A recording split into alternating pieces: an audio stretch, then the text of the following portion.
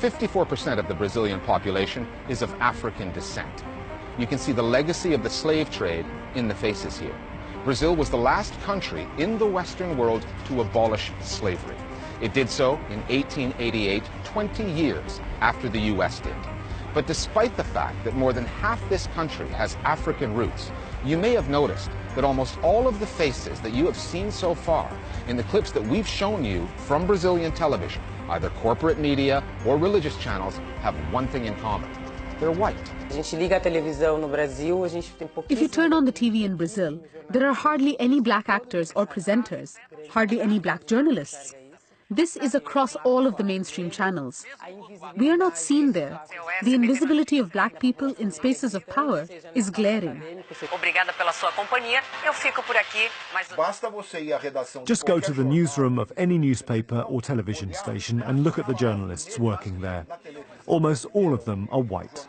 So the coverage of black people on television or in the Brazilian news must go through the hands and the work of the white journalist.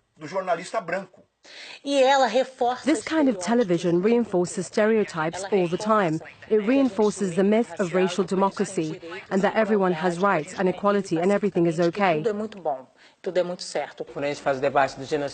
So when certain issues are covered, for example, when we try to raise the issue of black genocide, that every 23 minutes a young black person is murdered in Brazil, how does it end up being portrayed?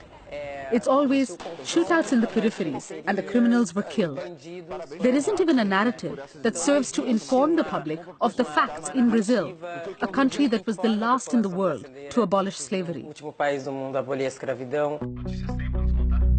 The depiction of that Brazilian reality does not just occur in news programming. The same can be seen on the entertainment side and the Brazilian soap operas known as telenovelas. Telenovelas are an integral part of the Brazilian media story for reasons both social and financial. A successful telenovela will capture huge audiences, routinely in the tens of millions. Their plot twists will drive everyday conversation in Brazil.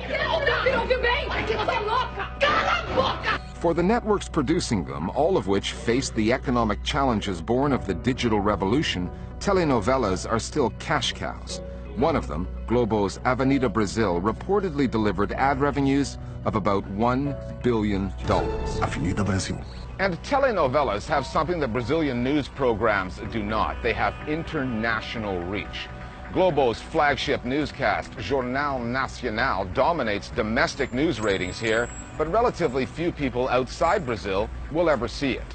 Telenovelas are an export industry. Avenida Brasil has been transmitted in 130 countries in 19 languages.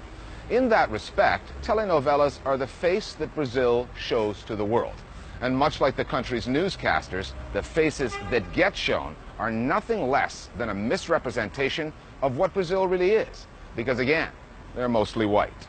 In the soap operas of Brazil, we have a rich world, a happy world, a white world. What is it that a soap opera does? It enters the general public's home and tells a child who is still growing up what they are not going to be.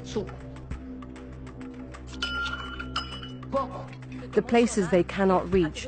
Brazilian private television does this every day. Every day. For example, in adaptations of books in which the main characters are black, when they make them into TV series, they cast them as white. E de que me adianta querer?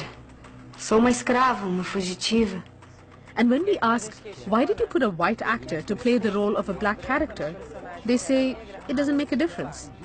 And this has happened in some very famous series in Brazil in the past, like Isaura, the slave, and Chiquinha Gonzaga. A senhora Dona Isabel toca piano? Há alguém no Rio de Janeiro que não toque? Os escravos. Hã? Os escravos não tocam piano. It may not happen today, because now we have a platform where we are able to protest. Because of the internet, we can make some noise. After a lot of pressure from the black movement, you can see, little by little, black actors gaining leading roles in soap operas. Uma o quê? Vamos, complete a frase. Uma negra, não é isso que você ia dizer? However, it is an illusion to think that placing a black person on television solves the problem.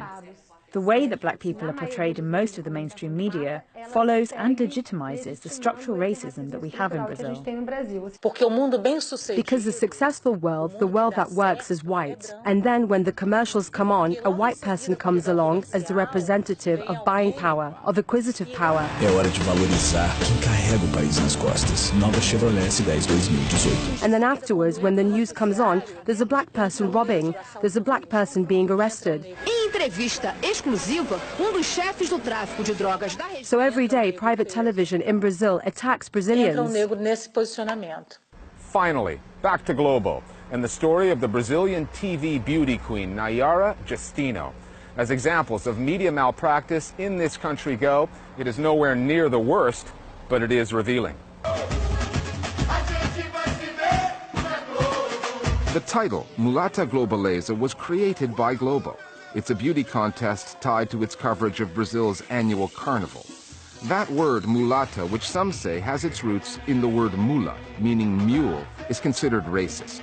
A word loaded with colonial connotations, chosen by Globo for a beauty contest ostensibly held to celebrate racial integration.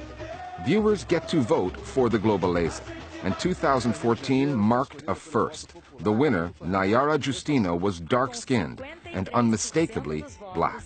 A Globeleza 2014 é Nayara. Not everyone approved. Online trolls called Justino a monkey, a darky. A few months later, Globo had Justino replaced. It set the results of the vote aside and simply picked another woman. Globo insisted that its decision had nothing to do with skin color, that the choice came down to artistic fitness for the role. It said artistic merit prevails. The woman Globo picked to replace Justino had African roots as well, but her skin tone is much lighter.